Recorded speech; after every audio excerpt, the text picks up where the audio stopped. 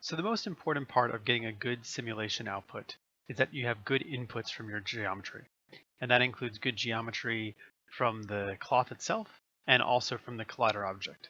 So in this video, we're going to look at how can we take incoming cloth and turn that into geometry that we want to simulate with. So to start, I'll pop down the geometry node, go in there, and I'll make a grid.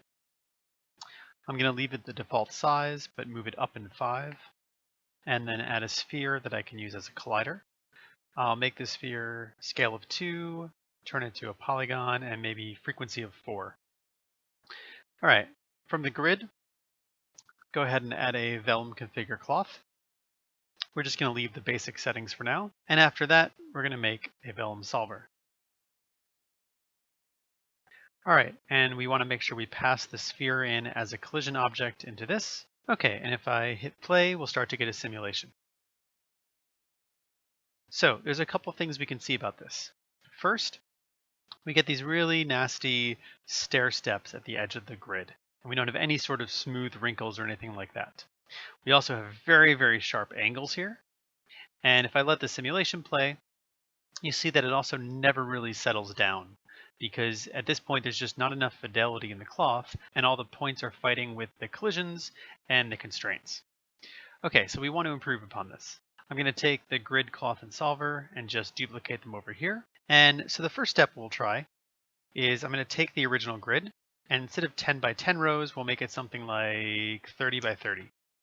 So we have a lot more detail there. And we'll go back to the solver and just hit play. So you can see we start to get some more wrinkles, kind of what we want to see. And if I zoom out, it kind of looks okay. But if I zoom back in, you can see that we still have the stair stepping.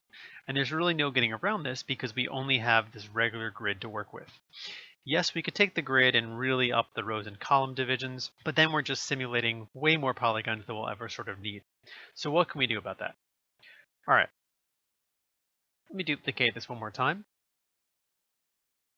And I'm just going to pull up the grid and I'm going to add a remesh node.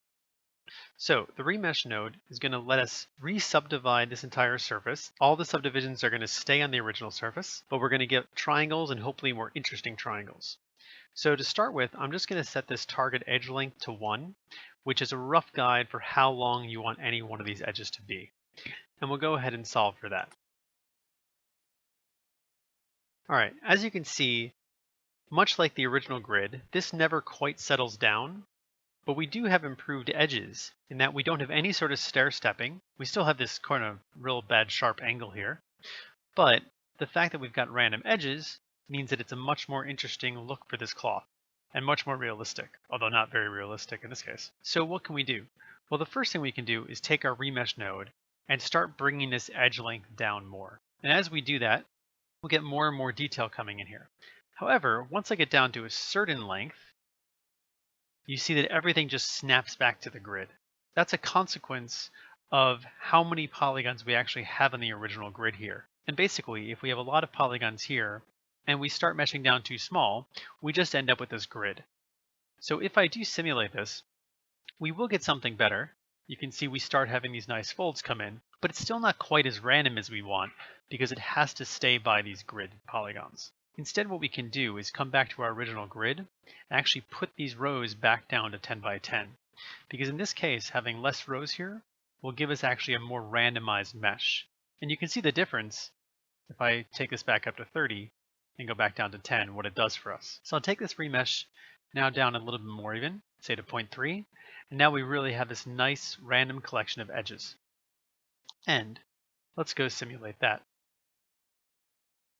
Okay. So you can see now we're getting somewhere. We have these real nice folds.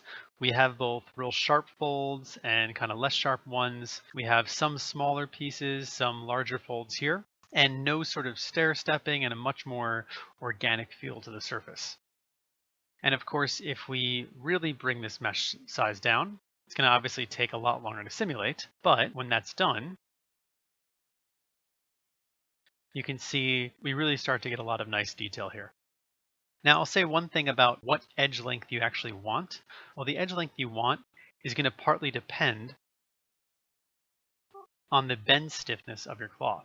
Since this bend stiffness is controlling how big the folds are, that determines really how much remeshing we want.